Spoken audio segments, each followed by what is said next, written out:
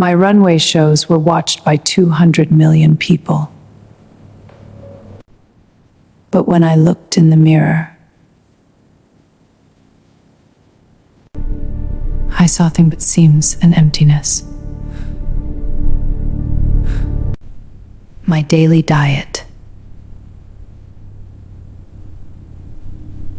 800 calories a day.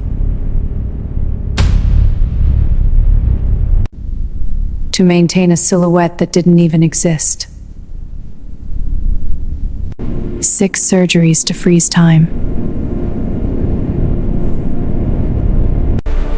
Every cut took another piece of my soul. Faster! We're on in 10! I controlled everything. Move those racks! Now! Perfection was a weapon.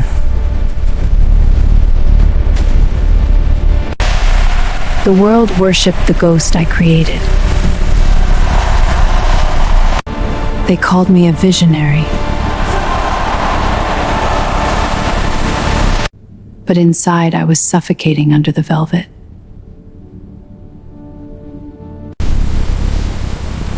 Then the news broke.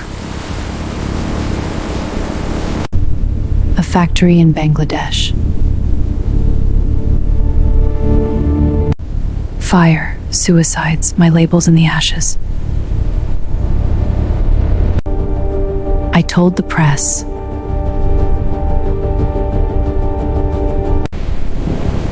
It was just the cost of doing business. The world turned on me overnight.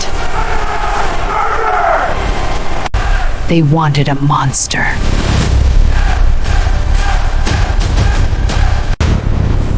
I built walls of glass to keep the blood out. I had everything.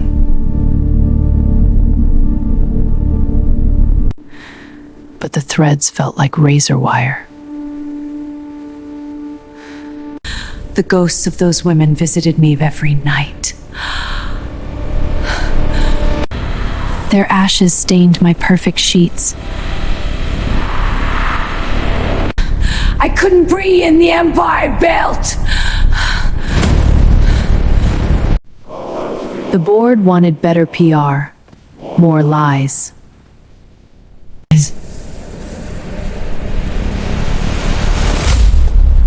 I was done. I walked out. I needed to disappear. To find where the thread began. I booked a one-way ticket.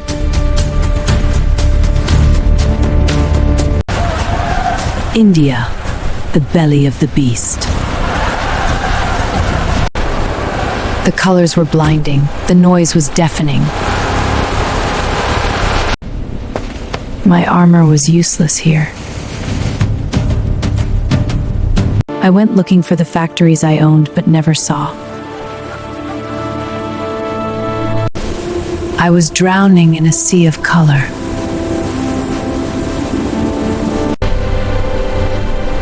But I got lost. Every step stripped me of my power. Stripped of my pride. And then, in the silence,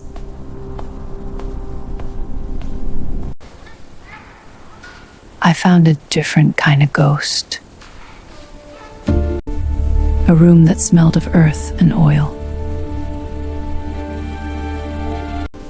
Not a factory, just one woman. Hands that had worked a lifetime.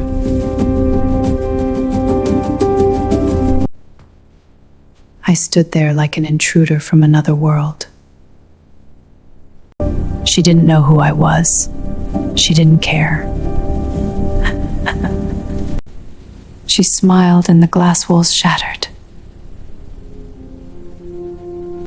My translator told me, "It is a wedding dress for my granddaughter." "It is not for sale," she said. It is just to make a girl feel loved.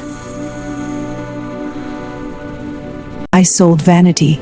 She sowed love. In that dark room, I mourned the woman I used to be. I held on to her humanity. And for the first time, the ghost disappeared. I stayed and watched her work until dawn. When the sun rose, I knew what I had to do. I went back and burned the empire to the ground.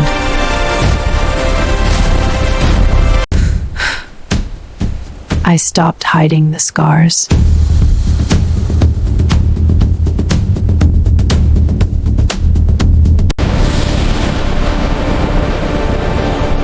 We started from scratch.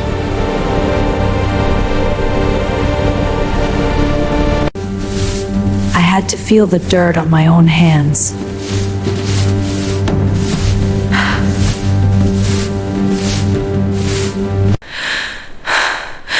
Pain was the price of admission to reality.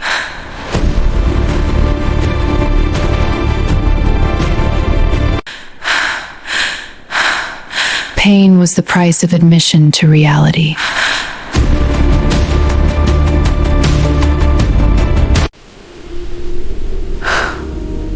Every blister was a badge of honor.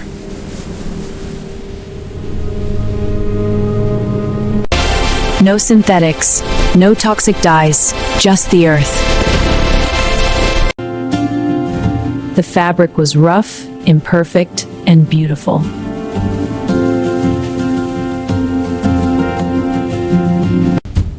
I learned to cut with my own hands again.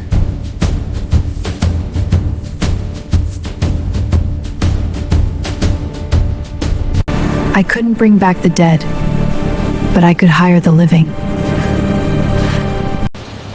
Not as employees, as partners, as designers. We built a sanctuary where every stitch had a name. I bled on the fabric. Before, I would have burned the whole bolt.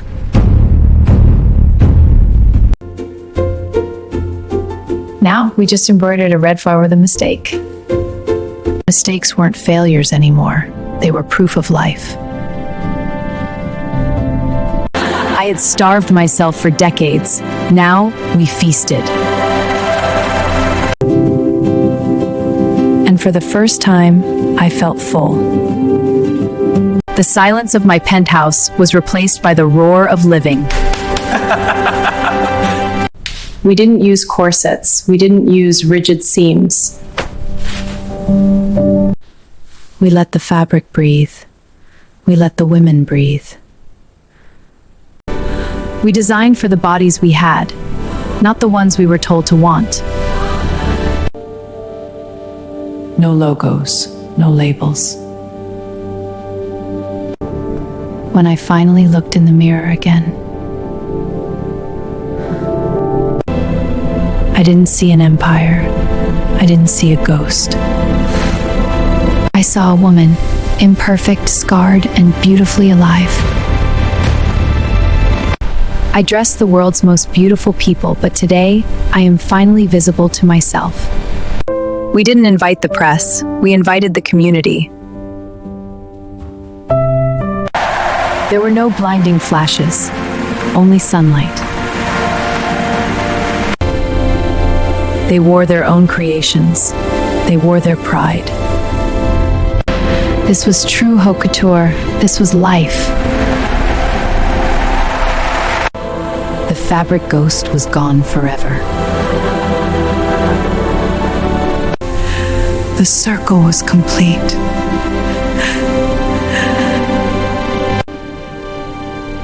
She finally saw the real me, Meri Bacci. The day ended not with an after party,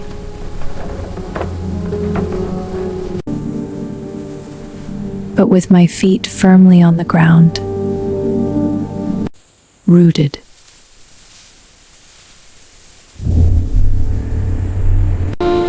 I spent my life trying to outshine the stars. But it's so much more beautiful. Just to be part of the earth. I am Isabella Voss, and I am finally visible. True beauty doesn't need to hide.